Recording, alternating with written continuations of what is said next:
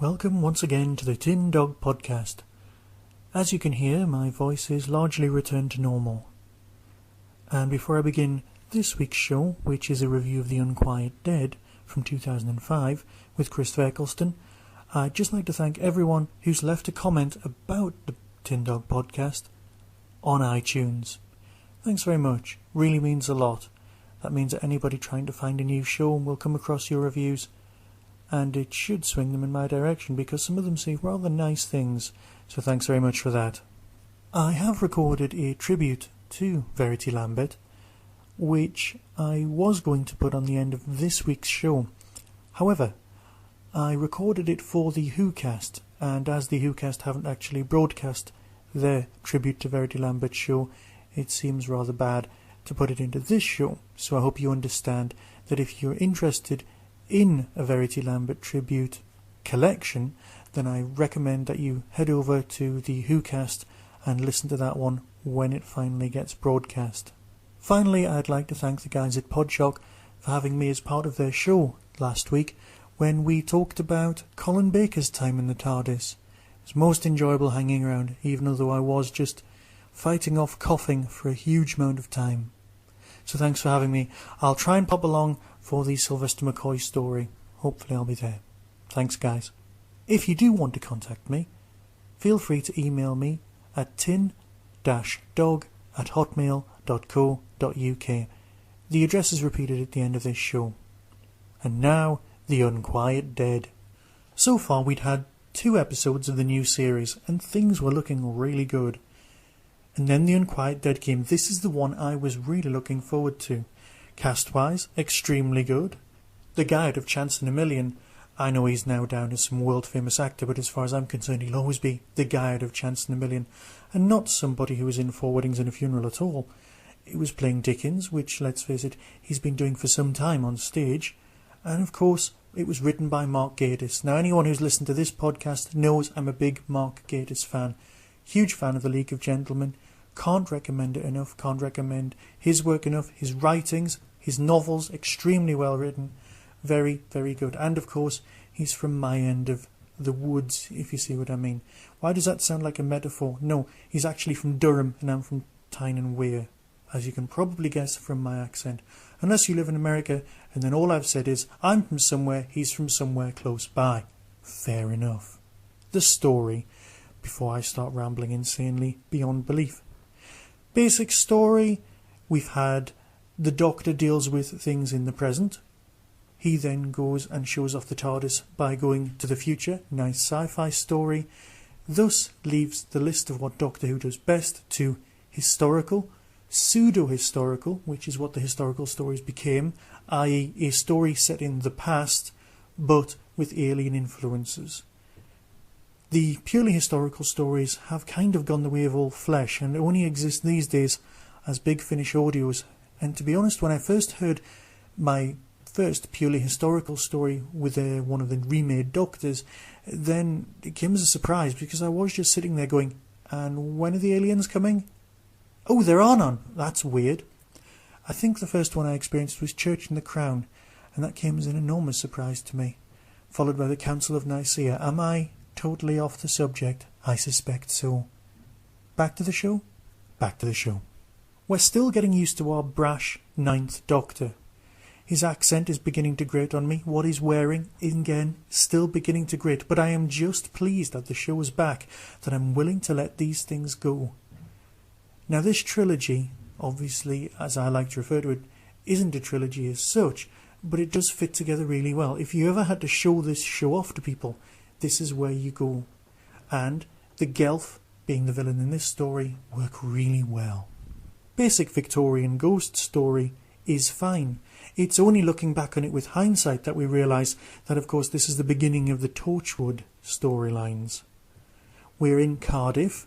We're on the exact spot where Roald Dahl Plaza, which is where Torchwood ends up being, is. The basement of that house is slightly above where the hub of Torchwood will end up being.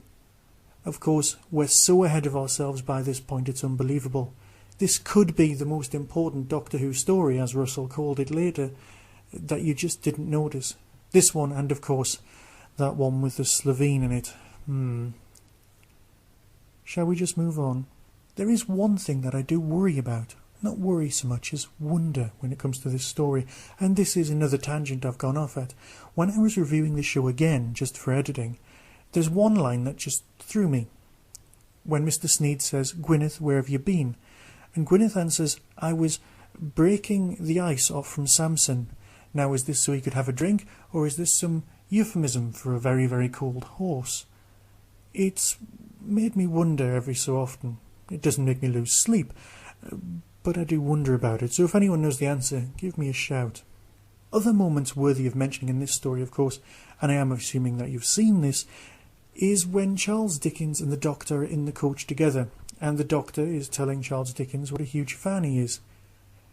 Now for me, and of course for a lot of other people, what he's actually doing is becoming a Doctor Who fan of the writers of the series, if you see what I mean. The Doctor's reaction to Charles Dickens is our reaction to the people who do Doctor Who. We start saying lovely things, and then eventually we start going, "Yeah, but what about this story? It was rubbish."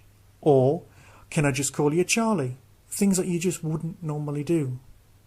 This is I think the second appearance, obviously. The first guy, Clive in Rose, he was an example of the same sort of thing. But of course now we're seeing it from a slightly different point of view. But at its core, what is this story truly about? Well, for me, it's about guilt, and it's also about discovering what's actually going on. The old school fans know about Gallifrey, they know about the Time Lords, they know about a load of other things. Stuff that you suspected weren't quite true about this new series. This whole business of being the last of the Time Lords, very important to Russell, very important to a few people, not as important to us. I was a big 80s Doctor Who fan, and in the 80s you couldn't get moved for Time Lords and big silly collars. But I liked them. I liked the Time Lords. I liked the idea of that much power and that much apathy being in the same place. This is where we're starting to learn about things that were mentioned in the last episode.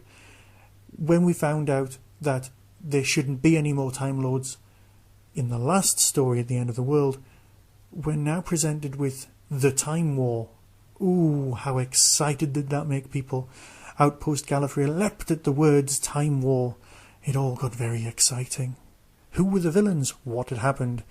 Now the clever money, or the not so clever money, and to be honest, the obvious money, went for Daleks. But everybody else, the people who were too drenched in Doctor Who history to really move on, with things like, oh, it's faction paradox, oh, it's this other creature, oh, it's somebody from the books, oh, it's somebody from the audio adventures, oh, it was the Daleks, wasn't it? Of course we didn't realise that yet, and all we knew for certain was that there was a Time War. We're not quite sure what format that would take, and of course how much of the Doctor's own history had been rewritten by that, even if it was his own TARDIS. Little ideas like that spun round our heads. And of course, we'll never know the answers, because any of our authors worth their salt won't tell us these things, because the Time War in our own heads is so much more impressive than anything that would appear on a screen. Every single Doctor Who fan has their own version of the Time War, and I guess every single version is true. It's the Doctor's guilt that lets him want to help the Gelf. But I suspect all of the other Doctors would have wanted to help them as well. Again, we're back to the hand-holding. Again, we're back to Rose talking about, oh, how I'm going to die before I've been born. How could that happen? Come off it, pet. Everyone's aware of that. I mean, let's face it. In the Shakespeare Code, even Martha just says, oh, it's like Back to the Future. And admittedly, the Doctor says, oh, the novelisation. And I know for a fact that there was one because I owned it. In a time before VHS, novelisations were a marvellous thing. Oh look, I've digressed yet again. Themes are beginning to be noticed in this show. Themes are coming out, themes are being more obvious. Rose gets separated from the Doctor, goes off and talks to the staff. And I know it's the same actress who ends up in Torchwood. How confusing is that for anyone into continuity? But, oh look, Rose is talking to members of staff. It's going to become a theme, and you know it will. Admittedly, the whole Rose, I'm not going to die before I was born thing did lend itself to a recreation of that scene with Sarah Jane Smith in Pyramids of Mars, which I think was the original intent, reading of some of the production notes. And, like most production notes, they end up with that scene being dropped in exchange for a little bit of exposition. Exposition. It's nice that the word phantasmagoria gets used by Mark Gatiss as well, because of course that's the name of his Big Finish story, and it gets used repeatedly in League of Gentlemen things. I guess it's just one of those words he likes. I'm sorry if this isn't as well structured as normal. I will try and make much more clear notes in future. But remember, we are the Doctor's #1 fan, each and every one of us. Once I found a stowaway upon my ship on Christmas Day. I was fair, so I gave him a chance. You shouldn't be here, what's your tale? I ought to throw you to the whale. He just smiled and said, come here, let's dance. He said, for I won't steal, I'll find a way to be with my lover upon Christmas Day. And I'll run and I'll roam, I'll cover the ground. This Christmas I'll see you, I'll be around. I just want to say that there was a plan to take Murray Gould and give us a Doctor Who #1 at Christmas. The section of music that you may have just heard is from the Doctor Who soundtrack album, and there is a concerted effort by us, the fans, to make that the new Christmas #1, especially in England. So, this week, why don't you pop onto iTunes, or however you buy your records, find it. I think it's track 26. It's called Stowaway, and why not download it? Because if enough of us do this, then that could make it into charts, and that would be a lovely Christmas present for a lot of people. Doctor Who in the charts? Is this manipulation or is it just an advert? I don't know, but all I know is that I'm going to do that. Product endorsement? Well, it's my show, I can do whatever I want. Can I? I don't know, I can't remember. Look, I'll leave it, and I will speak to you either before Christmas. Actually, I'll speak to you next week. Let's face it, it's only 2 weeks. Is it 2 weeks away? 3 weeks away? Good Lord, I better go and buy some presents. Be seeing you.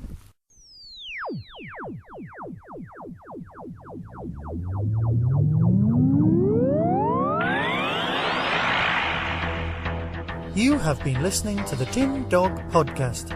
Doctor Who and its associated shows are all trademark of the BBC. No infringement is intended. Contact us at tin-dog@hotmail.co.uk.